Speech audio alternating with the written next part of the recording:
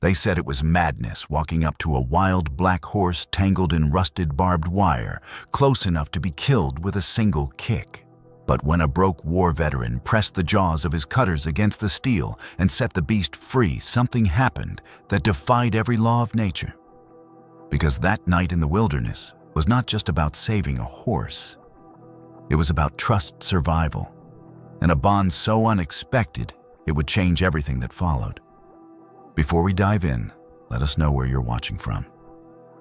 And if you enjoy this story, don't forget to subscribe.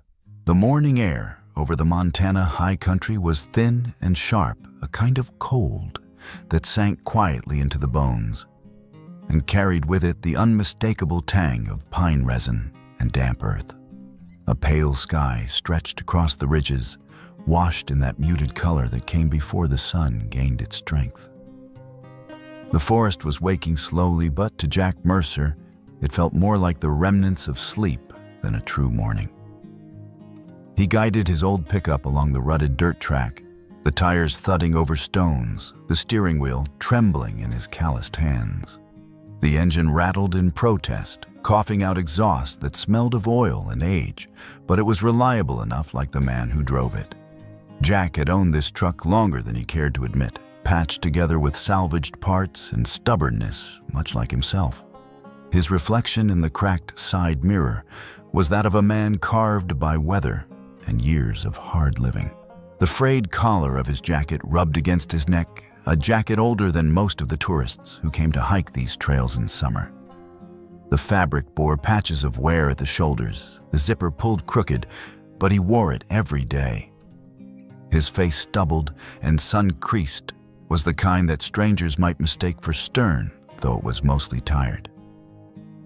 His eyes, a faded steel blue, held a clarity that came from seeing too much, from remembering too much. There was a time when those eyes had scanned deserts, half a world away, measuring danger by the tilt of a shadow or the twitch of a rifle barrel. Now they watched trees, stones, the occasional deer darting across the road, still restless, still alert, unable to forget the habits of a soldier.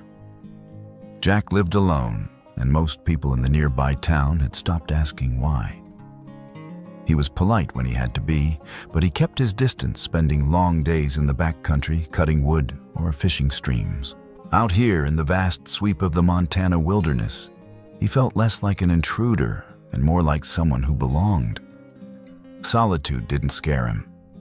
It steadied him. Every so often, though, in the hours when the forest fell still, and the only heartbeat he could hear was his own solitude pressed down too heavily, and he wondered how long a man could go on living with ghosts for company. The truck jolted through a pothole, and Jack adjusted his grip on the wheel. He should have felt the comfort of routine, the rhythm of another day alone in the wild. Yet something was off. He realized it slowly, like noticing a draft in a closed room. The forest was quiet, too quiet. He let the truck roll forward a few more yards before he frowned and turned down the radio, though it was only spitting static anyway. The silence pressed against the cab. No bird song threaded through the branches, no squirrels chattered in the pines. Even the wind, which usually whistled a constant tune through the needles, seemed to have stilled. Jack leaned forward, squinting at the tree line. An old instinct stirred in him. In the desert, silence had often meant ambush. In the forest, silence could mean predator or injury or death. He slowed the truck foot, easing off the gas, and listened. The rumble of the engine felt intrusive in that hush, so he cut the ignition. The truck coughed once and died. Then the quiet returned deeper than before, and his pulse quickened. He sat there gripping the wheel, his breath clouding faintly in the chill. The silence wasn't empty. It was waiting. And then he heard it, a sound low and guttural, dragging and broken, as though pulled from the pit of something enormous. It wasn't the creak of a tree or the groan of shifting rock. It was alive, a noise full of strain and pain. Jack's stiffened eyes narrowing. He held his breath and listened again. The sound came in intervals, a harsh wheeze followed by a rasping moan. The hair rose on the back of his neck. He had heard the dying cries of men before on sand and stone.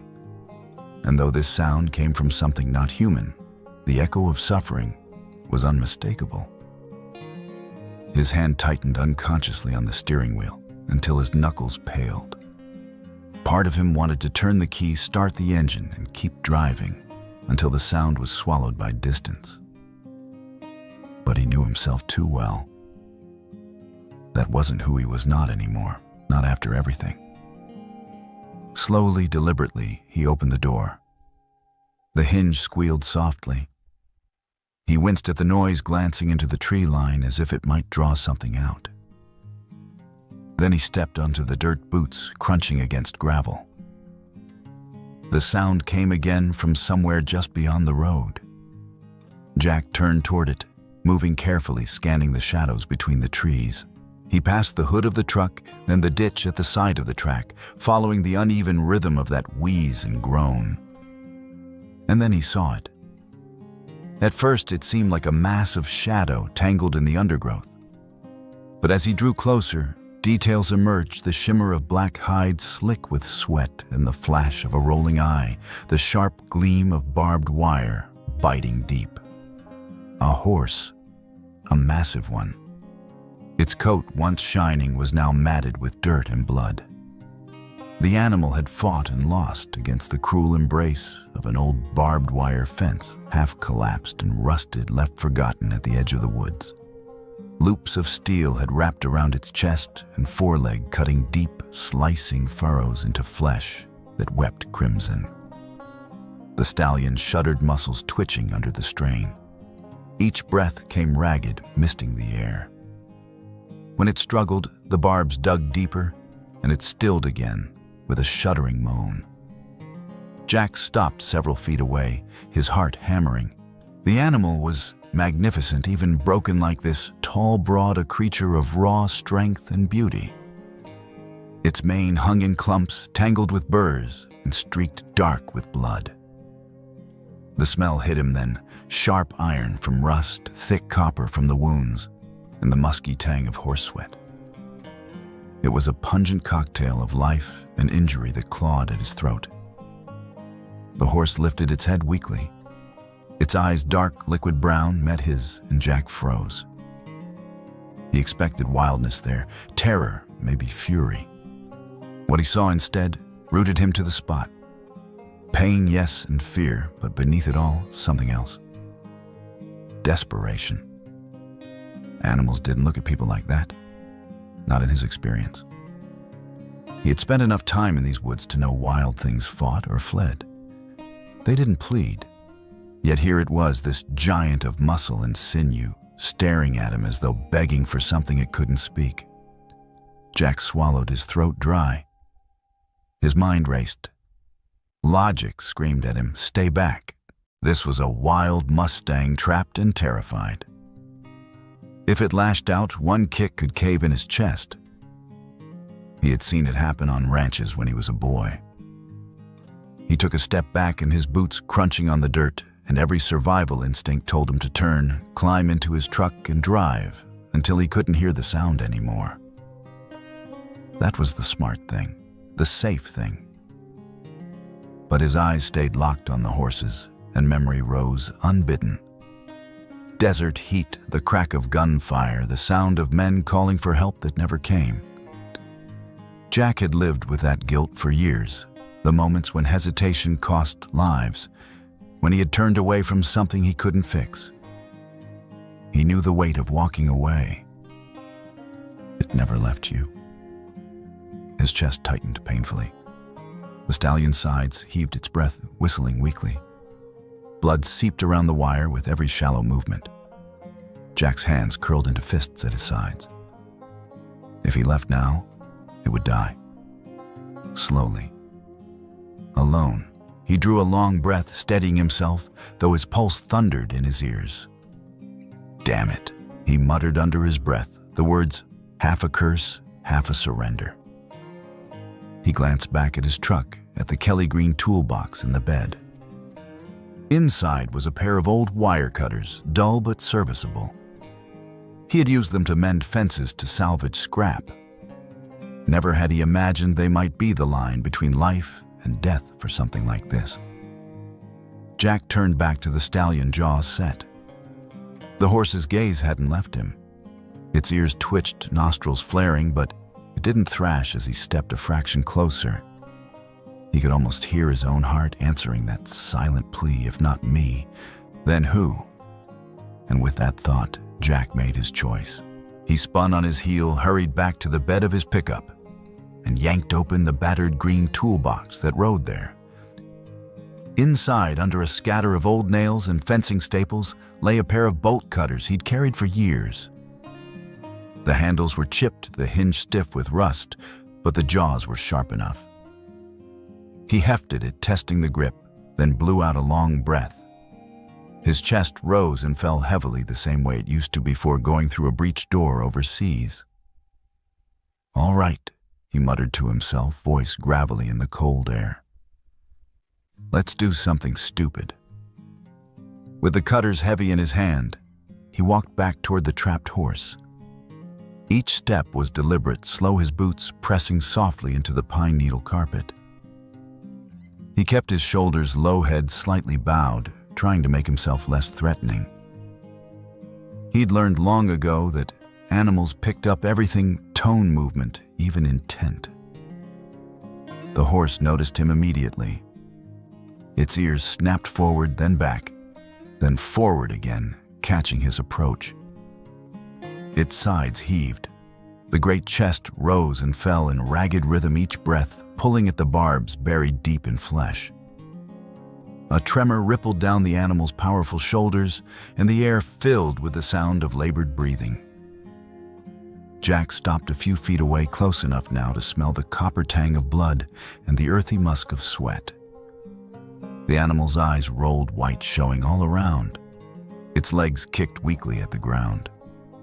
"Easy, boy," Jack whispered, voice steady but quiet. "I'm not here to hurt you." For a long second, the stallion only stared, its nostrils flaring hot breath, spilling into the cold morning. Jack waited, holding still. The last yards were the most dangerous. Another wrong step and fear could explode into violence. Finally, he inched forward, every muscle taut. Now he could see the true damage loops of wire cinched around the broad curve of its shoulder, a strand biting cruelly across the ribs, and another wrapped tight around a foreleg. The wounds were angry, swollen, weeping. Jack set his jaw, raised the cutters, and went for the first strand. The jaws closed with a hard, metallic snap. The sound rang through the trees like a gunshot. The horse exploded. It lunged against the fence muscles, convulsing legs flailing. Jack barely had time to jerk back as a hoof scythed through the air, missing his head by inches. He lost his balance, staggered, and nearly went down. The earth trembled under the sudden thrashing of hooves. "Whoa! Easy!" Jack barked, but the horse wasn't listening. Its eyes went wide with terror, foam flecked its lips, and a high, raw scream tore from its throat. Jack scrambled sideways, heart pounding so hard it hurt. Adrenaline roared in his ears. He saw the power in those hooves, the kind of force that could crush ribs like matchsticks. For a moment, panic urged him to drop the cutters and run. But then the stallion sagged again, as though the burst of fury had burned out in seconds. It stood, trembling chest, heaving eyes wild but focused on him. Jack pressed his lips together. His hands shook, but he forced them still. "I know it hurts," he whispered, voice rough but steady. "But if we stop now, you'll die here." The words weren't for the horse so much as for himself. He couldn't stop. Not now. He circled slightly, crouched low, and set the cutters on the next strand, and this one looped around the belly. He pressed down hard. Rrack. The wire gave way. The horse convulsed again, jerking sideways. The massive body thudded against the fence post. Jack dove backward, landing hard on one knee. Pain shot up his leg, but he gritted his teeth. Dirt and pine needles smeared across his jeans. The stallion thrashed, muscles rippling under its glossy black coat. Jack's pulse thundered in time with the frantic pounding of hooves. Sweat stung his eyes. It was like playing Russian roulette. Each cut freed the horse, but each cut brought him closer to being killed. Jack pushed himself back up the bolt cutters, heavy in his hands. His breathing was ragged now, shallow and fast. Sweat dripped down his temple, cutting through the grime. He glanced at the animal's eyes again. For a split second, he thought he saw something there, confusion, maybe even understanding. Then another shudder rippled through the horse, breaking the moment. "Hang on, damn you," Jack muttered, moving toward the worst of it. The deepest strand bit across the horse's chest and foreleg, half buried in the swollen flesh. It was this wire that had locked the stallion down, tearing muscle with every breath. The sight of it made Jack's stomach twist.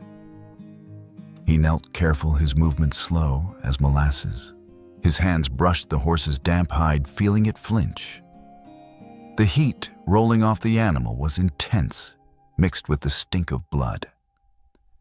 The horse groaned a low rumble that vibrated through Jack's bones.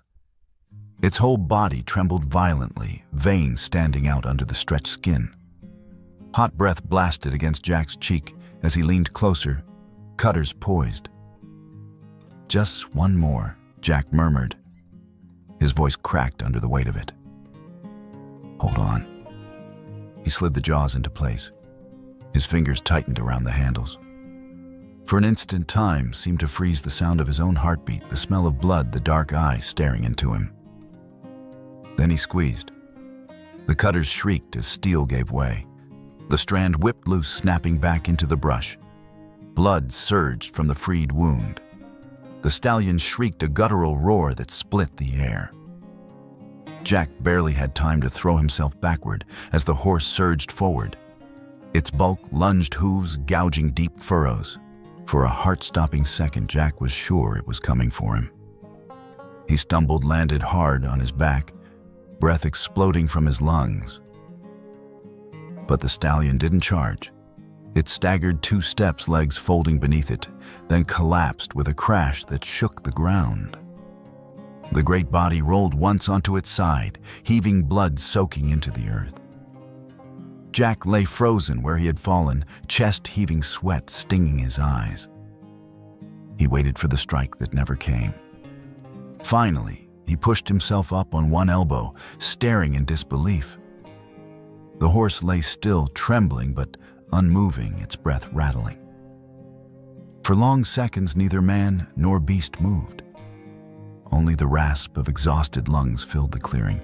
Jack's arms and legs trembled. He wiped a hand across his forehead, leaving a streak of grime and sweat. Slowly, carefully, he sat up, then crouched. His eyes never left the animal. The stallion blinked, once heavy lids lowering and rising. Its eye found him again, but there was no frenzy in it now, only pain, only weariness. The raw edge of panic had drained away, leaving something Jack recognized too well, the look of something too tired to fight anymore. He drew a slow breath. "You're free now," he said softly, his voice ragged. The horse didn't move. Jack swallowed his throat tight. He thought about turning, walking back to his truck. He could drive away. No one would ever know he had been here. But as he looked at the massive body slumped in the dirt, the bleeding wounds, the rise and fall of a chest struggling for air, he knew the truth. If he left now, the stallion wouldn't last the night. "You're free," he whispered again, this time almost to himself. Then he added, voice hoarse, "But if I walk away, you won't last the night." The horse exhaled a sound more like a sigh than a growl. Its eye closed halfway, then opened again, still fixed on him. Jack sat back on his heels, feeling the weight of what he had just done. The decision to cut the wire had been reckless, but the decision that faced him now was worse. Somehow, in freeing the stallion, he had chained himself. Jack stayed crouched in the dirt for a long while after the last strand of barbed wire had been cut. His chest rose and fell in jagged breaths, the bolt cutters heavy and forgotten in his lap. The horse, this massive black shadow of a creature, lay stretched on its side, no longer thrashing, no longer screaming. Its sides shivered as though from cold, though the morning air was crisp but not yet cruel. Every exhale came with a rattling wheeze. Jack could see blood pooling slowly into the soil beneath the broad chest. He wiped a sleeve across his face, smearing sweat and dirt. He couldn't just sit there waiting for it to die. His gaze flicked toward the truck parked crooked on the dirt track. There, rattling around in the passenger seat, was a half-empty bottle of water. It wasn't much, but it was something. Jack rose stiffly, legs protesting, and jogged back to the truck. He grabbed the bottle and returned quickly, his boots crunching softly. The horse's ears flicked at the sound, but it didn't move, didn't even try to rise. Its massive head lay in the pine needles, nostrils flaring, sides heaving. Jack slowed as he drew near. Every motion now mattered. He dropped to one knee beside the stallion's head, holding the bottle loosely in his hand. "Easy, boy," he murmured the words instinctive. His voice sounded rough, even to his own ears. He twisted the cap open with deliberate slowness. The plastic crackled. The stallion's ears twitched. Jack tipped the bottle, letting a few drops spill onto the dirt in front of its muzzle. For a moment, nothing happened. The horse's eyes were half-lidded, its breathing harsh. Jack's stomach sank. Maybe it was too far gone. Maybe he was only prolonging the inevitable. Then, with a sluggish motion, the great tongue slid out, rasping across the dirt to catch the moisture. Just a flicker of life, but it was enough. Jack felt his chest constrict. He hadn't realized he'd been holding his breath until it escaped in a shaky rush. "That's it," he whispered. "That's it, big fella. You want it, don't you?" He poured more slowly, letting a thin stream trickle into the soil. The stallion shifted its muzzle weakly, dragging the tongue again. The sound of its soft lapping, wet and desperate, stirred something raw inside Jack.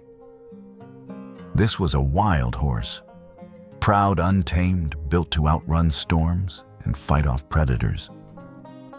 And here it was reduced to this licking at muddy water, trusting him for survival. Jack's throat ached. He poured a little more, then dared to bring the bottle closer, tipping it so that the trickle ran in a line that the horse could reach without straining. The stallion's lips brushed the earth where the water pooled. It swallowed and then swallowed again, sides rising and falling in shallow rhythm. Jack could almost see the strength returning molecule by molecule. He stayed there patient, pouring a bit, waiting for the horse to drink, then pouring more. His voice filled the silence between breaths. "Easy there, big fella. I'm not here to hurt you. Just drink. That's right." The words were useless, perhaps. Horses didn't understand English. But something in the cadence seemed to matter. The horse's ears twitched toward him each time he spoke, catching the tone if not the meaning. Its breathing evened out, slightly less ragged. Jack shifted closer, bottle steady. He could feel the warmth radiating off the animal smell, the copper of blood, mingled with the earthiness of sweat. It wasn't pleasant, but it was real. Life always smelled like something. By the time the bottle was almost empty, the stallion had taken enough to lift its head, weakly, nostrils flaring. Its eyes blinked, focusing again. And then, for the first time since Jack had found it, those eyes settled on him, not with panic, not with blind terror, but with something quieter. The whites no longer showed starkly. The dark pupils fixed on him, steady and unflinching. Jack froze, caught in that gaze. He had expected fury. He had expected the promise of violence. But what he saw now was observation calculation. Like the animal was weighing him, trying to decide what kind of creature he was. Jack's heart pounded. The fragile moment balanced on a knife edge. Any sudden move, any wrong decision, and the trust would snap like the wires he had just cut. He kept still, the empty bottle dangling loosely in his hand. His breathing slowed, trying to mirror calm. "Not gonna hurt you," he said softly, barely above a whisper. "Not gonna leave you either." The stallion blinked once slow. Jack had seen that look before on wolves on deer when they stopped seeing you as predator and started seeing you simply as presence. It was precarious, fleeting, but it was real. Jack stayed like that, unmoving, until the horse lowered its head again, spent but no longer frantic. He let out a long sigh, sinking onto both knees. His legs trembled from the adrenaline still crashing through him. His mind screamed at him, "It's free now. You've done your part. Walk away." That was the rational path. This animal was no longer trapped. It had water in its belly, air in its lungs. Nature would take its course. But when his gaze drifted to the wounds, deep furrows still bleeding sluggishly, the swollen foreleg that trembled each time the horse shifted, he knew the truth. Left here, it would bleed out. Or predators would finish the job. Or the cold of night would do what the barbed wire hadn't. Jack closed his eyes. In the darkness behind his lids, memories rose. A desert outpost men left behind because it was too dangerous to go back for them. He remembered the way their voices had sounded, growing thinner each minute, until silence swallowed them whole. He had lived with that weight pressing on his chest ever since. He opened his eyes to the sight of another living thing staring at him, waiting. No, he thought. Not again. Not this time. Jack's grip tightened around the empty bottle until the plastic crumpled and creaked. His jaw clenched. "I'm not leaving you here."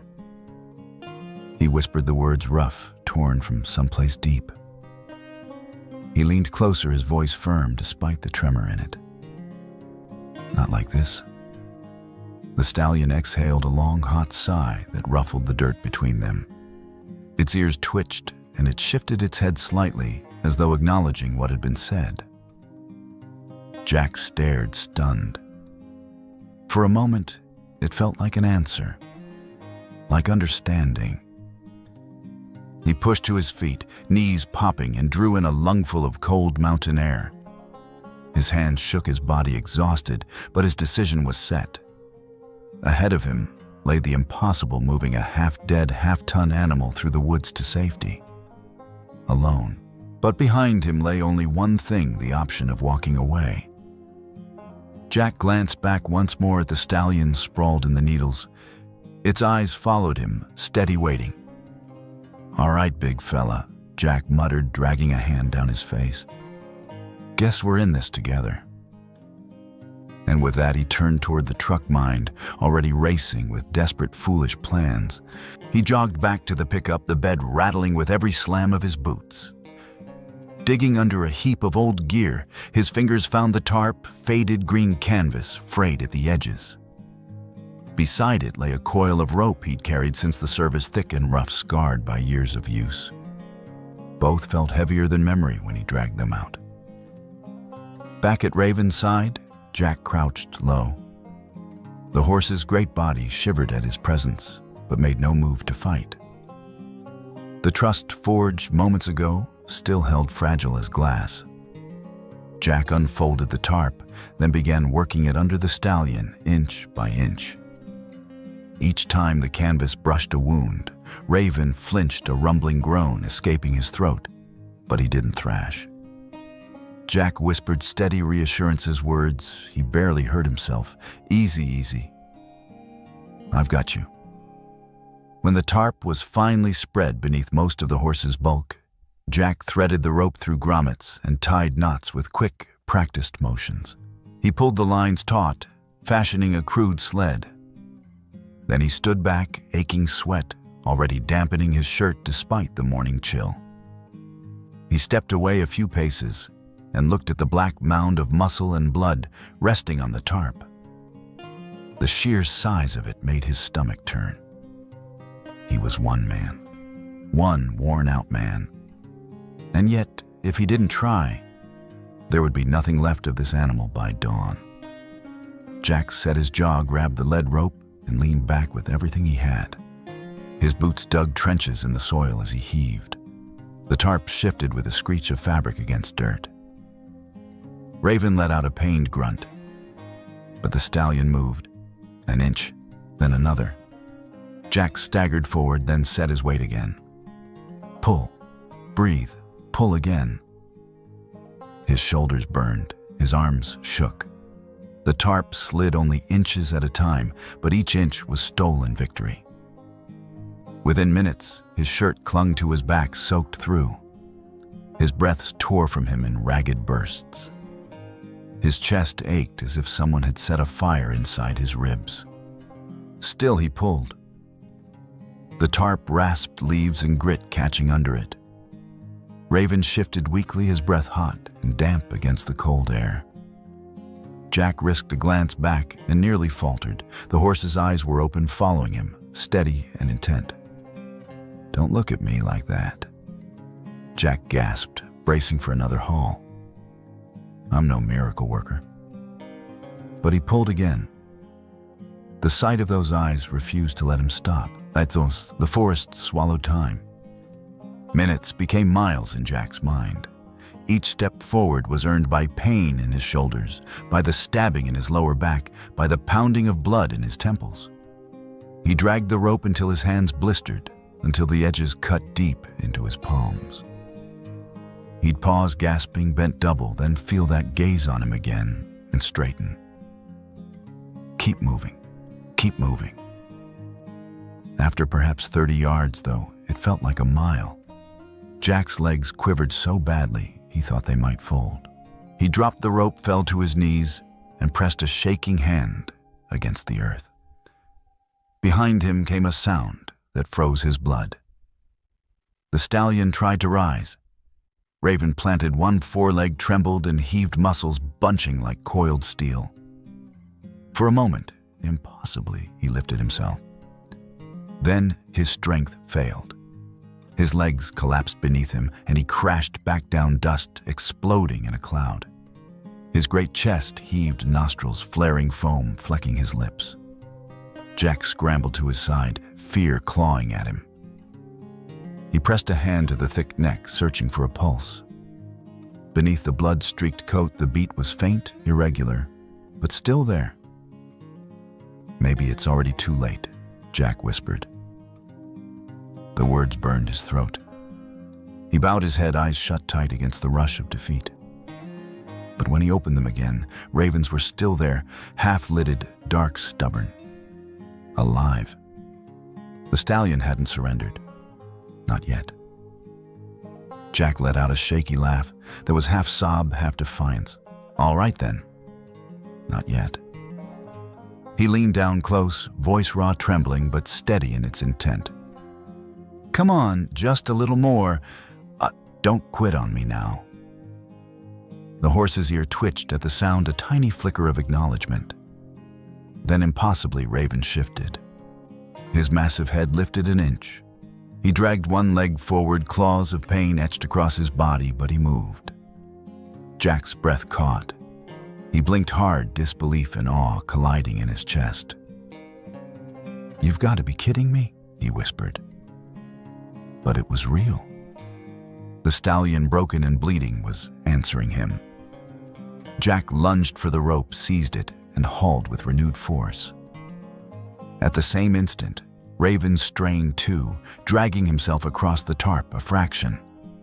Together, they shifted forward more than Jack could have managed alone. Again, Jack pulled. Again, Raven answered. It was clumsy, agonizing, and slow, but it was a rhythm. Man and horse moved as one, locked in a desperate pact neither could name. Jack's breath came in ragged bursts, Raven's in wheezing gasps, but they pressed forward. Every foot they gained was a miracle. Every pause threatened collapse. Yet still they advanced, until the forest itself reminded them they were not alone. It began as a single note, a long, mournful howl drifting through the trees. Jack stiffened. His spine went cold. He knew that sound every rancher, every woodsman did. A coyote's call. But then another answered, and another. From different directions, closer. Jack turned sharply, rope still in his fists. His eyes scanned the darkening tree line. Shapes lurked there, indistinct shadows that shifted just out of focus. Raven's ears shot upright. The horse shuddered, head lifting weakly, nostrils flaring. His sides heaved with panic. Jack swallowed hard. His throat felt dry as dust. He yanked the rope tighter around his wrists, as though holding it alone could ward off what crept nearer. "Not now," he muttered under his breath, scanning the black gaps between trunks. "For God's sake, not now." The howls rose again, overlapping, weaving into a chorus. The sound pressed in from all sides. Jack's pulse hammered in his temples. He could almost feel the eyes out there, glowing in the dusk, hungry and patient. The smell of blood had traveled far. He bent close to Raven, whispering fiercely, as though the horse could hear the urgency. "We've got to move, big fella. They'll be on us soon." Raven shifted, a guttural sound rumbling in his chest. He didn't try to stand, he couldn't, but his gaze met Jack's, fierce in its weakness. Night fell in pieces. First, the long shadows stretched into the hollows of the trees, then the pale streaks of twilight drained from the ridgeline, until only a faint purple glow clung to the west. Jack Mercer pulled at the rope in stubborn silence, dragging Raven inch by inch along the forest floor. His shirt clung to him, damp with sweat that cooled too fast in the evening air.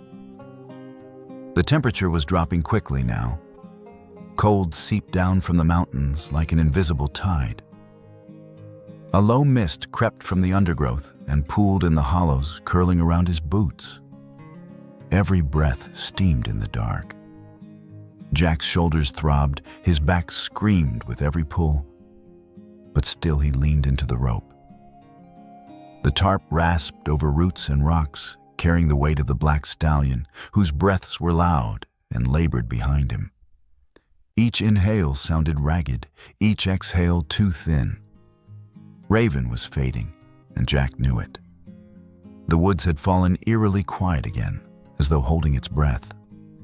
Only two sounds filled the stillness, the gritty scrape of canvas sliding across dirt and the hollow wheeze of the wounded horse.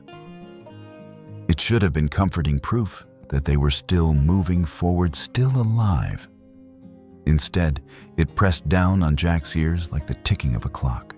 He paused, chest heaving. His grip on the rope trembled. He glanced back.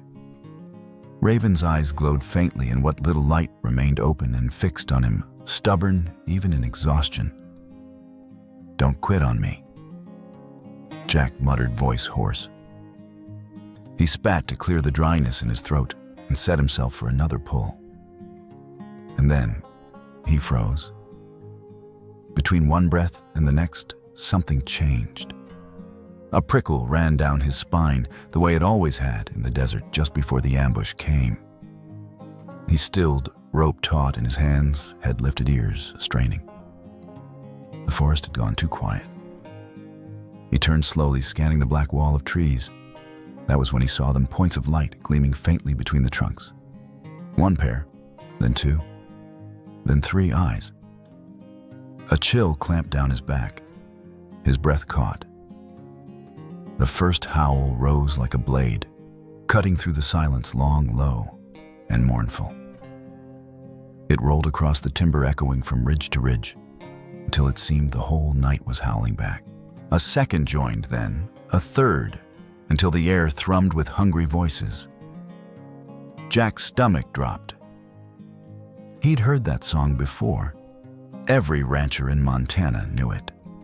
Coyotes made a racket, but wolves hunted in silence until the very moment they wanted you to know you were cornered. He glanced at Raven.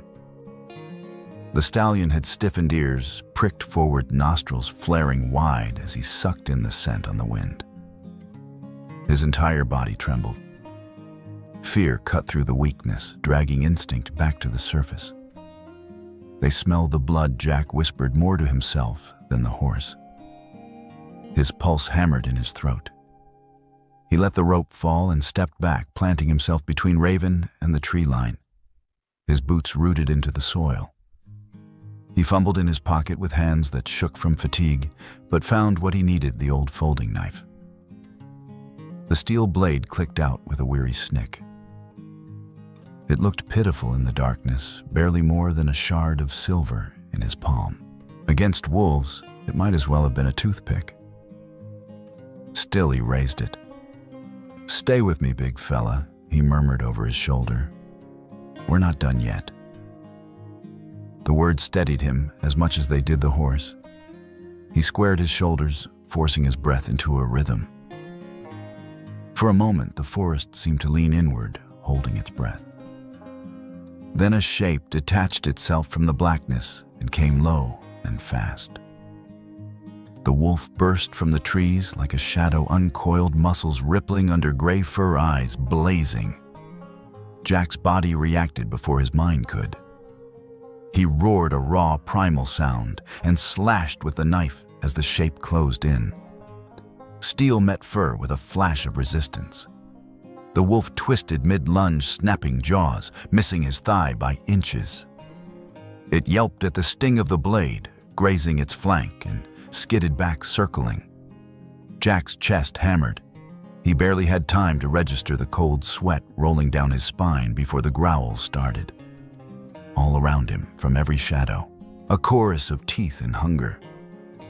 He turned in a slow circle, blade up, eyes straining into the dark. Every few seconds, he caught the glint of another set of eyes. 5, 6, maybe more. Shapes slinked between the trunks, circling wider, closing in. Behind him, Raven struggled, hooves striking weakly at the ground. He tried to rise, failed, collapsed back with a grunt. The smell of blood grew sharper in the night air. Jack clenched the knife tighter. The thought cut through him like ice. If they rush all at once, we're done. He barked a shout deep from his diaphragm, the kind of bellow that had carried across battlefields. The sound crashed through the trees. For a heartbeat, silence followed. Then the wolves answered, not by retreating, but by closing the ring. Jack's gaze whipped from side to side. Footsteps padded over leaves, claws scraping bark. The air was thick with the musk of predators. He turned, spun, desperate to catch every movement, but the darkness was too thick. He was nearly blind. "Come on, then," he yelled, knife up, voice cracking.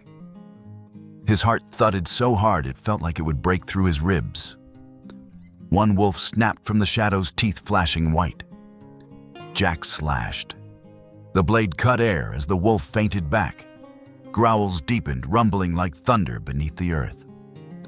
Raven let out a shrill, broken whinny, thrashing against the tarp. Blood seeped faster from reopened wounds. Jack's gut twisted. The horse couldn't fight, couldn't even flee. If Jack faltered now, they'd both be torn apart. The circle tightened. Jack spun again, knife raised. The trees swayed in the wind, but his eyes caught nothing clear. Only movement, only menace. His lungs burned, his muscles screamed, but he planted his boots firmer. He could feel the edge of himself, his strength, his sanity fraying. And yet, he would not step aside. Not while the horse still breathed behind him. The forest pressed down heavy and silent, except for the low chorus of growls. Seconds stretched into eternities. Every moment could be the one where the pack decided to strike. Jack shifted his stance, sweat freezing on his brow. His vision narrowed until there was nothing but the knife, the dark, and the endless eyes watching him. He had been here before in a different land, under different stars, but the truth was the same. Alone, surrounded, outnumbered, fighting not just for survival, but against the pull of despair. He gritted his teeth, whispering hoarsely, "Not tonight, not this time." The wolves crept closer. The night thickened. Jack's arm ached from holding the knife so tight, but he lifted it higher, ready for the next charge. Somewhere behind him, Raven shifted and groaned, breath rattling. Jack dared not turn to look, but the sound tethered him, anchored him. He couldn't quit. Not while those eyes still watched him. Not while the bond they had begun to forge was balanced on this razor edge.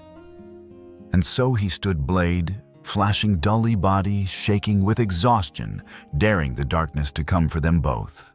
Jack's grip on the knife tightened until his knuckles ached. The circle of wolves had drawn so close now, he could smell them rank musk, sharp with hunger. One crouched low, muscles bunching, yellow eyes fixed on him like fireflies lit from within. Its lips peeled back, showing teeth wet with saliva. Jack lifted the blade, his chest heaving, knowing the moment had come. So this is it, he thought grimly. If they hit me, Raven's finished too. The wolf sprang, Jack braced, knife-angled heart exploding in his chest. He was ready to throw himself into the attack, to cut until his arms failed. And then the night split apart. A sound tore through the forest, so massive and thunderous that even Jack flinched. A shriek, a scream, no, a stallion's whinny, deep and primal, rolling like thunder across the canyon walls. The wolf twisted midair and landed short, startled by the explosion of sound. Jack spun. Raven was rising. The stallion heaved his body off the tarp, staggering 3 legs, trembling under his own weight, the 4th barely touching. His massive head swung high, mane, wild eyes, blazing like twin embers in the dark. His chest heaved, blood streaking his hide, but he stood. Jack could only stare, his knife forgotten in his hand. Raven's scream shook the air again, reverberating like storm thunder in the mountains. The sound carried power beyond flesh or bone. It was defiance made real, rage against death itself. The wolves faltered. The stallion's body swayed, but he drove his hindquarters around with sudden violence. Hooves lashed out, striking the night with such force the very air seemed to shudder. Dirt and stone flew in a spray. One wolf, too slow to retreat, yelped as the shock wave of the kick sent it sprawling backward into the brush. A ripple of hesitation ran through the pack. Growls faltered. The glowing eyes blinked and shifted. Jack felt the shift in his own bones. For the first time that night, the predators doubted. Raven stood like a titan carved from shadow, and moonlight, battered but unbroken. The horse's breath thundered from his nostrils, fogging the cold air, and his ears pinned back in fury. Again he screamed. Again he lashed out, hooves slamming the ground. The earth quaked beneath him. The wolves retreated a step, then another. Their growls wavered, no longer filled with triumph, but with uncertainty. The stallion's fury had pierced their hunger. And then one by one they began to fade into the trees. Jack watched in stunned silence as the glowing eyes winked out, swallowed by darkness. The howls that followed were different now, drawn out, bitter, reluctant. A pack denied its kill. The night grew still again. Jack lowered the knife slowly, as though afraid the moment might shatter if he moved too fast. His legs trembled, his body slick with cold sweat. He turned his gaze back to Raven, and could hardly believe what he saw. The horse, wounded and half dead minutes ago, had driven off death itself. In that instant, Raven wasn't prey. He wasn't broken. He was something else, something untamed and terrible and beautiful, the raw essence of the wild. Jack's chest constricted. He had been ready to die here, and instead the animal he'd come to save had stood to save him. "You." His voice cracked. He swallowed, tried again. "You saved my damn life." Raven's head swung toward him, ears flicking. The stallion's breath rushed out hot into the night, a low snort that steamed in the air. Then his legs buckled. Jack lurched forward just as the black giant collapsed the ground and shaking under his fall. He rolled onto his side chest, rising and falling in shallow, labored heaves. No, no, no. Jack dropped to his knees, knife-forgotten hands reaching instinctively. He pressed a palm against the horse's thick neck, feeling for life. Beneath his fingers, the pulse thudded faint, but there. Raven's eye rolled toward him, heavy-lidded, still burning faintly, but clouded by exhaustion. Jack bent low, whispering fiercely, "Hold on, big fella. Don't give up now. You've come too far." The stallion's chest shuddered. He drew in a harsh, rattling breath, then exhaled with a long groan. Jack kept his hand firm against the neck, as if his own will could anchor that heartbeat. "You're not quitting on me?" Jack muttered, his voice shaking. "Not after all that." But even as he spoke, he knew the truth. Raven had poured out everything he had left to scatter the wolves. What remained was a fragile thread. Jack sat back, dragging both hands over his face. His body felt hollow, drained, yet his mind spun with frantic clarity. The truck wasn't far now, no more than 100 yards, maybe less. He could make it. He had to. He scrambled to his feet, scooped up the rope, and began retying the knots around the tarp. His fingers fumbled raw and bleeding from earlier pulls, but he worked quickly, cinching them tighter than before. He looped one end around a pine trunk to give himself leverage.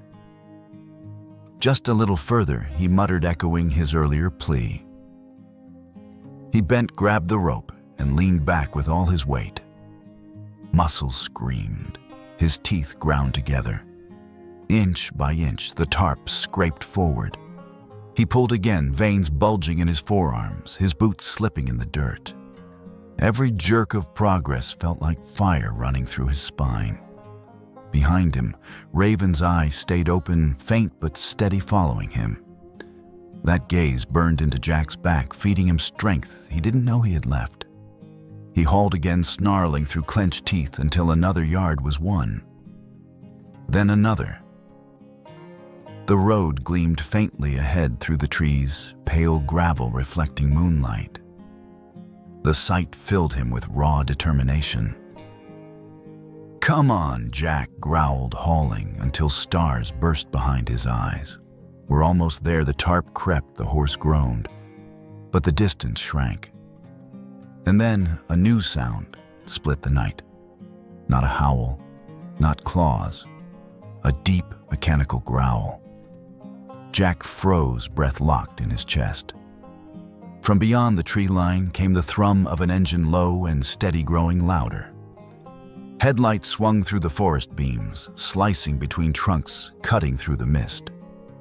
Jack's stomach dropped. His pulse kicked like a drum.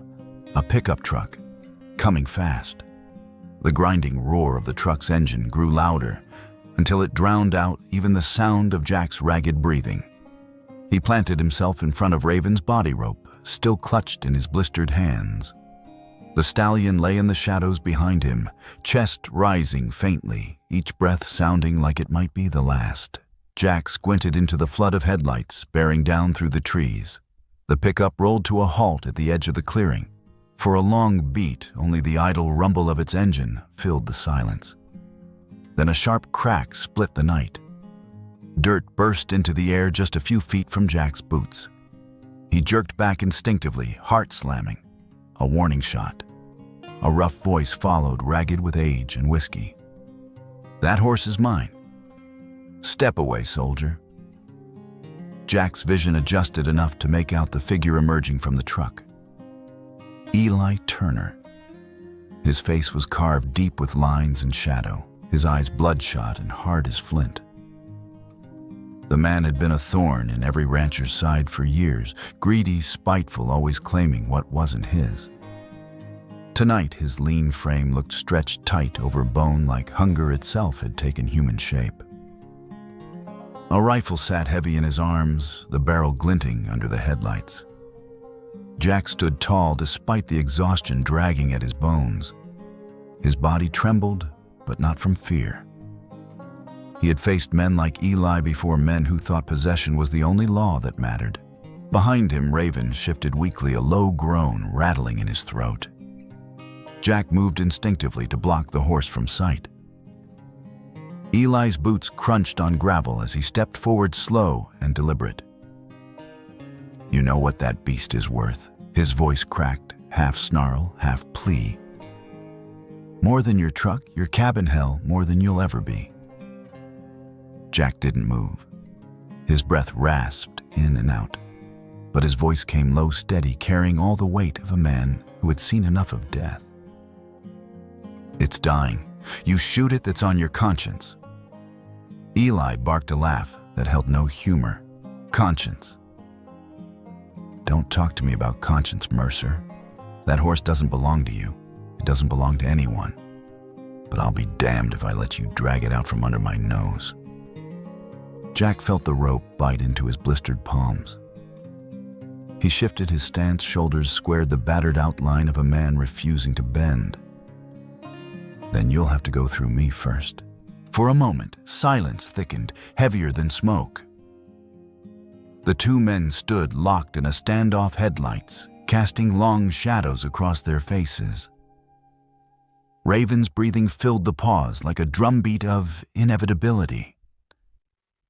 Eli's expression hardened. He raised the rifle, the black mouth of the barrel aligning with Jack's chest. Jack's hand drifted slowly to his pocket, feeling the shape of his folding knife. It was laughable, the idea of a blade against a gun.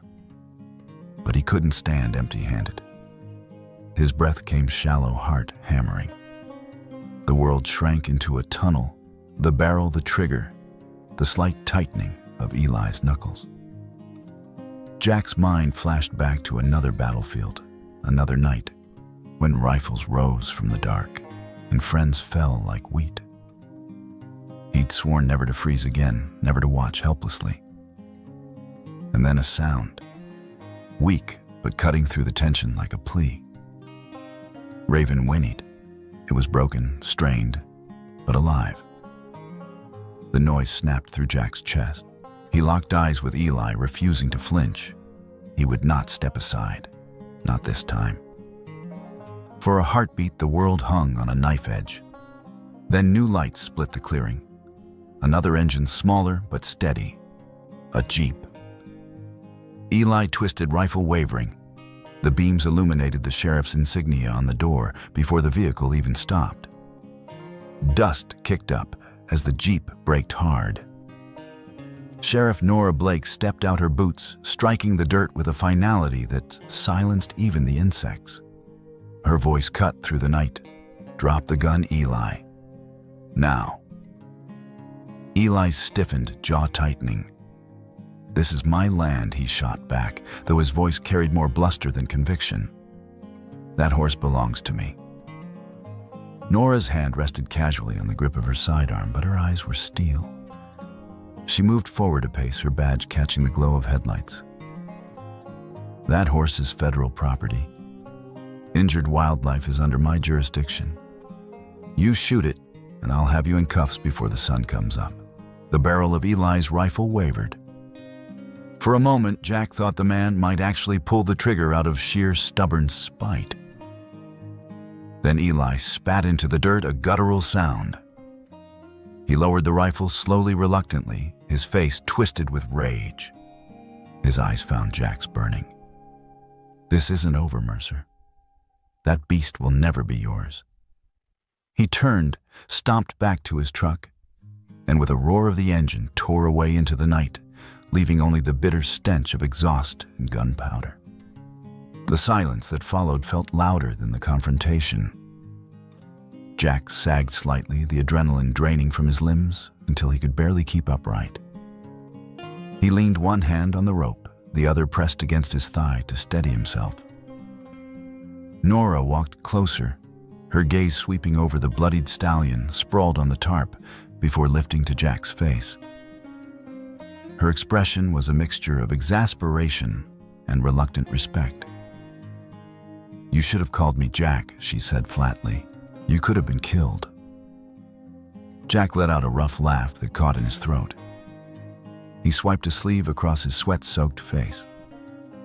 If I'd left him, he'd already be dead. For a moment, they just looked at each other. Then Nora sighed, tilting her head slightly. "All right then. Let's get him out of here."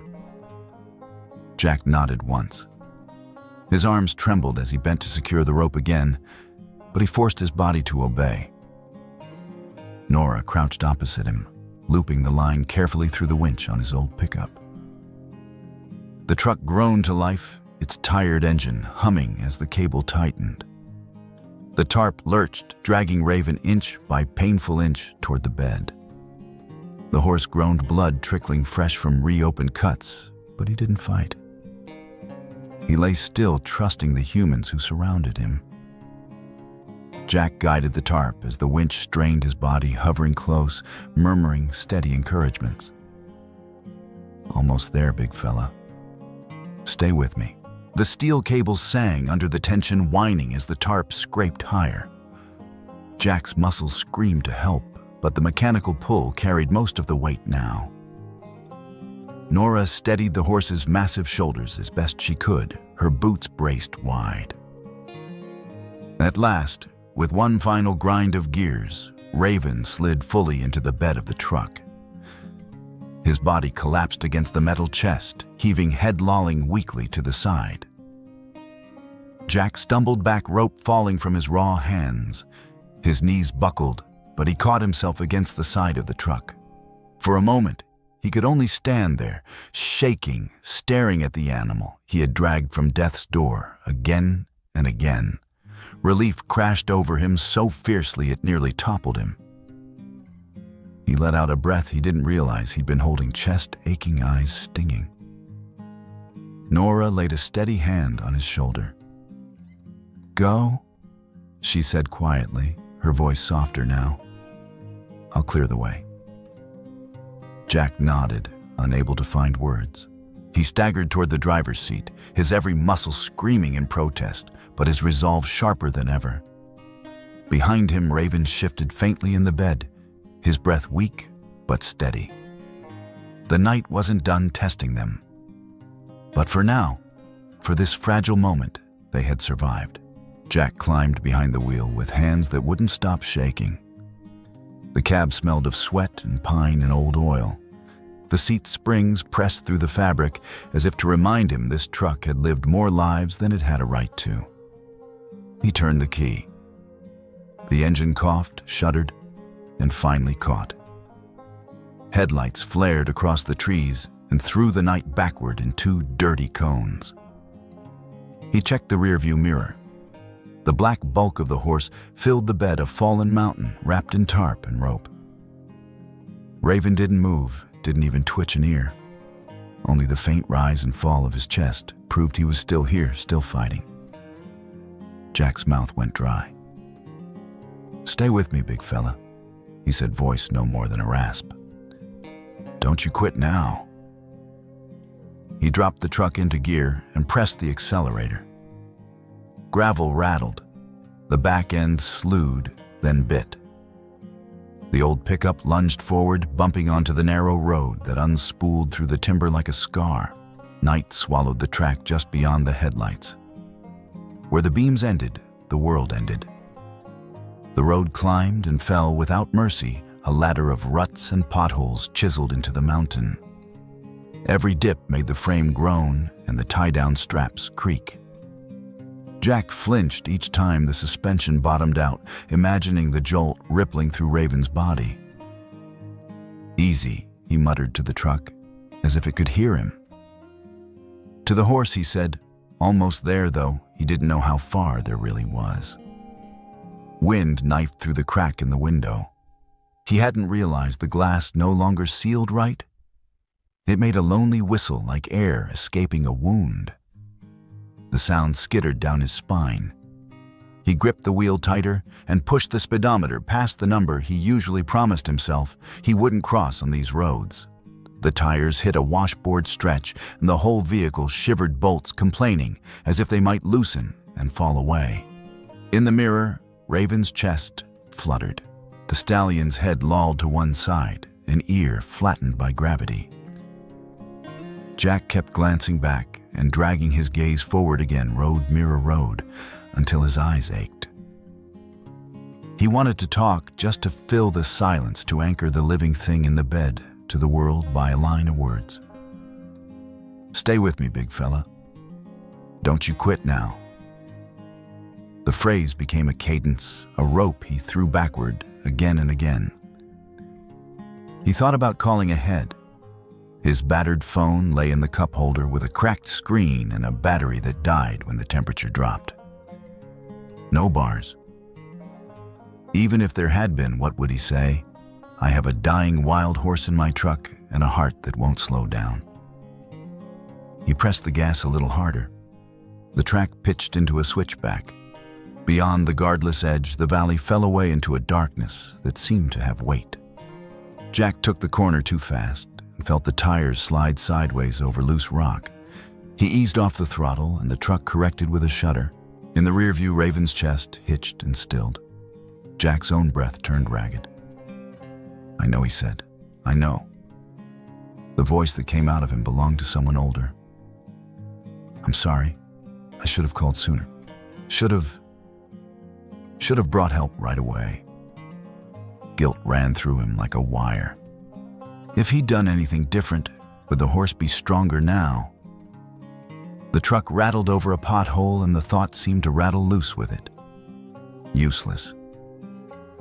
Only the next mile mattered. Miles unspooled. The forest thinned. The wind rose and slashed through the headlights in translucent sheets. The mountain road spat them at last onto a wider county route as pale as bone under the moon. Jack never took his foot off the gas. Gravel gave way to broken asphalt, then to asphalt smooth enough that the tires hummed instead of growled. The speedometer climbed. Every minute shaved from the drive felt like a minute wrung back from death. He checked the mirror again. Raven's chest still moved. In the glow, the bandages he'd hastily pressed along the worst of the cuts had darkened. The horse lay as if the truck were a raft and he had washed up on it. Jack swallowed and leaned forward in the seat as if he could push the truck faster by will alone. The town's edge appeared at last as a scatter of sodium lights and dark rooftops. He blew past the shuttered diner and the lonely gas station, with its pump handles zip-tied for the night. The road straightened toward the industrial district, where the county kept its plows and salt domes, and where beyond them, a rectangle of buildings sat in a hollow of trees, with a floodlight over its lot. The sign caught the beams and flashed white letters. Wildlife Rescue Station. Jack braked hard. The truck slid half a car length and stopped skewed across the entrance engine, ticking like a cooling stove. He threw the door open and fell out, more than climbed knees jolting. The floodlight painted the world in hard edges. "Hey," he yelled, his voice cracking with urgency. "Hey, need help, the station door banged open." Two techs in scrubs and canvas jackets jogged out. Then a third, older, steadier, with a stethoscope looped around her neck. Their conversation died as their eyes leapt to the bed of the truck and the horse laid out there, huge and ruined bandages bleeding through. "Jesus," the older one said. Her gaze snapped to Jack. "What happened, Wire?" he croaked. "Barbed wire. He's hurt bad. Wire cuts. He won't last long. Sedation fluids the big sling. Move." The vet's voice shifted to command, and the station sprang to life. One tech ran inside and came back with an armful of gear, a kit bag, a coil of straps, a lantern. The other was already backing the station's flatbed to the ramp gate. Jack fumbled with the chain at his truck's tailgate. His fingers felt thick and clumsy. The metal clattered as it came free. "Let them work," another voice said behind him, lower, steadier. Sheriff Nora Blake stepped into the floodlight circle with a calm that felt like a hand on the chaos. He hadn't seen her pull in. Maybe she'd followed him without him noticing. She rested a palm on his shoulder. "You did good getting here. Now let them work." He wanted to move anyway, to do anything that kept him from standing and counting his own heartbeats. He managed a nod and stepped back 2 paces, then 1 forward again before he stopped. The vet climbed onto the bumper with a syringe between her fingers. She pressed it into a vein with a tenderness Jack hadn't known you could show through latex gloves. "Just a little." "I don't want you too deep," she murmured to Raven, as if he were a patient with a name and a story, and maybe now he was. They looped the wide sling under the horse, the canvas straps darkening as they touched blood and sweat. A portable hoist hummed and lifted, straining as sidelong muscles were asked to surrender their weight. Raven made a sound so tired it barely counted as a protest. The techs maneuvered, counted, lifted again. The horse swayed in the air, huge and helpless, and then settled onto the stretcher with a soft thunder. "Inside," the vet said. The stretcher wheels squealed and bounced. Jack followed until Nora's hand applied a gentle pressure that stopped him at the threshold. "Let them work," she repeated. The door swung closed. The lock snicked. The sound left Jack in the quiet lobby with nothing but the hum of fluorescent lights and the distant clatter of instruments trays, metal running feet. The smells changed back here: disinfectant, iodine, soap, the copper of blood that followed on the tech's clothes. The floodlight's harsh white gave way to the smallness of a waiting room lamp. He sank into a plastic chair. His body took its shape like cooling lead. Sweat dried on his skin until he shivered. He realized he had never been this tired, at least not since a different life, when soldiers had watched the sun rise and cursed it for doing so over the dead.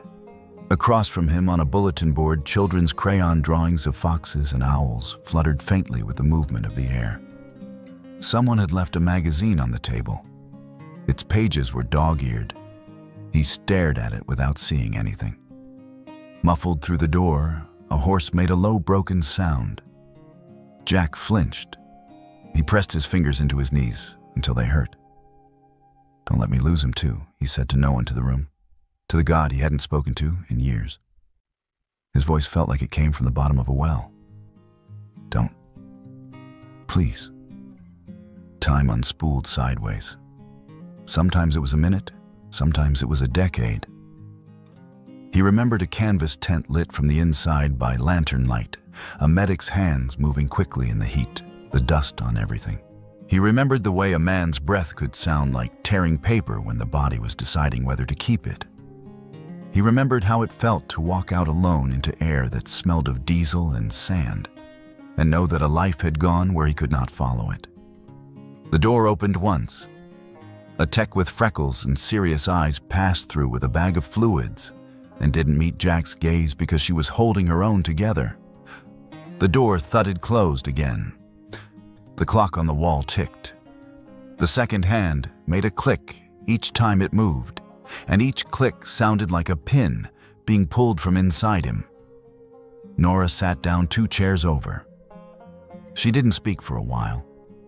She sipped coffee that steamed in the sharp light and watched the closed door with him. Finally, she said, not unkindly, "You should have called for help." The rebuke was a fact, not a lash. "I know," he said. The admission came out soft. If I'd left him, he'd be dead. He stared at his hands. Palms blistered, blood in the creases. I couldn't just walk away. Nora nodded once. "No," she said quietly. "I don't reckon you could." Footsteps beyond the door, quick and purposeful. A clink of forceps. The muted beep of a monitor starting up. Jack let the sounds be a kind of liturgy. He tried to count them into meaning. He failed. He lowered his head forearms on his thighs and stared at the floor until the tile pattern blurred and swam. When he blinked, his eyes burned. He didn't sleep. He drifted somewhere between this room and a place with a horse's breath in it. The door finally opened with a soft rush, as if the room exhaled. The lead vet stepped out, mask hanging at her throat, hair damp at the temples, fatigue etched in the lines around her mouth. She didn't make them wait. "He's a fighter," she said. Just that first, like a verdict. Jack's whole body leaned toward her. "We cleaned and stitched the wounds," she continued, not wasting the attention she had. "He lost a lot of blood, but he's stable for now. Fluids are going. We're warming him, watching for shock." A half smile flickered, wary, cautious, hopeful. "If he makes it through the night, his chances are good." "So?" Jack's voice cracked. He cleared it, tried again. "So, he's gonna make it?" The vet nodded. "He has a chance," she said. "And sometimes, that's everything." All the air that had been locked in Jack's chest fled him at once. He had to grab the edge of the chair to keep from sliding to the floor. He shut his eyes and saw the road, the wolves, the knife, the hooves. When he opened them again, the room had edges. His hands were his hands. "Thank you," he managed. "Don't thank me yet," the vet said. But she allowed the ghost of her smile to stay. "Rest if you can. We'll come get you if anything changes." He didn't rest. He stood when she left and paced 3 yards one way, 3 yards back. He sat. He stood again. Eventually, a tech, maybe the same one with the freckles, maybe not, brought him a paper cup of water. He drank it as if water had just been invented. The night crept toward morning with stubborn slowness. The window over the lobby desk paled by degrees you couldn't see unless you stared long enough to make your eyes sting. Jack watched it change the way shipwrecked sailors watch the line of the horizon for sails. At some point, Nora left and returned with another coffee. She placed it by his elbow and didn't ask if he wanted it. He didn't. He wrapped his hands around the heat anyway. Dawn came. It seeped into the building as a soft gold wash that lifted the gray and made the white paint look less like surrender. A tech opened the door and beckoned. "You can see him now," she said. Jack stood too fast and the blood left his head. He steadied himself on the chair back and followed the tech down a corridor that smelled of antiseptic and faintly of hay. They passed kennels where bandaged raccoons blinked slow in the half-light, an owl in a quiet crate that turned its head like a planet. At the end of the hall, a larger stall waited rubber-matted floor heat lamps monitors. The air was warm. Raven lay there big, even in a big space. White bandages swaddled his chest and four-leg clean gauze layered where blood had washed him before. His sides moved in strong measured counts now instead of frantic snatches. An IV line climbed to a bag that glowed amber in the light. The stallion's eyes were closed. Jack approached the gate as if it led to a church. His hand found the cool metal of the bars. He stood there a long second just looking. Raven's eyelids fluttered. Slowly, with the reluctant grace of the exhausted, he opened them. Dark brown met Jack's gray-blue. The horse's nostrils fluttered once. He drew in a breath and let out a soft, low sound, barely a note more vibration than voice. It was not a demand or a fear. It was acknowledgement. Jack swallowed. Something thick climbed up his throat and made speech feel like glass. He placed his fingers against the bar, then slid them down the cool iron like he might touch the animal without pressing on wounds. "Good to see you awake, partner," he said. The word partner felt right. Raven's ear angled lazily toward the sound. His eye half-lidded stayed on Jack. The stallion breathed out again, a hush more than a whicker, and Jack closed his eyes because if he didn't, the room might tilt, and he might have to sit down or do something else foolish like cry. Bootsteps behind him. Nora, coffee and hand hair pulled back under a cap she'd put on sometime during the endless night. "You should have called for help," she said. The words were the same as before, but softer, reshaped by dawn.